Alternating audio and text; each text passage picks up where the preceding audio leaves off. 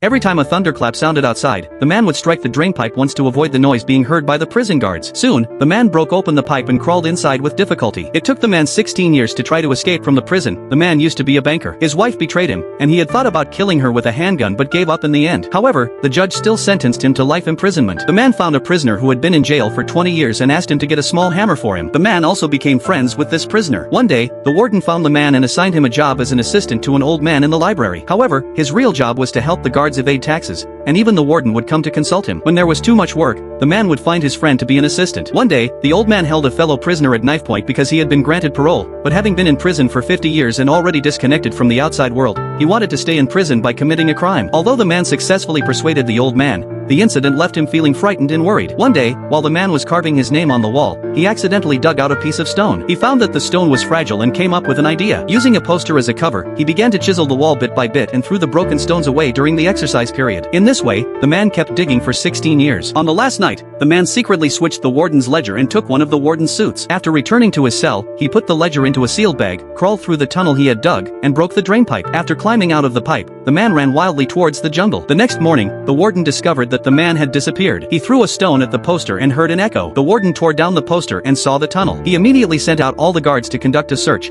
but they only found a prisoner's uniform and a hammer. On the other side, the man went to the bank, forged an identity to withdraw the deposit, which was $500,000 embezzled by the warden. He then asked a bank clerk to mail a document containing evidence of the transactions in the prison. Soon, the police arrived at the prison. The warden opened the safe and found that the ledger had been replaced with a Bible, which also had a message from the man. The police also arrested the criminal guards. One day, the friend received a postcard and knew it was from the man. The friend was happy for him. One day, the friend was granted parole and successfully left the prison. The friend found a job in a supermarket but felt very lost. He went to the place agreed upon with the man and found an iron box, which contained some money and a letter from the man. The words in the letter gave the friend hope. As agreed, the friend went to the seaside, where the man was scrubbing his boat. They were finally reunited.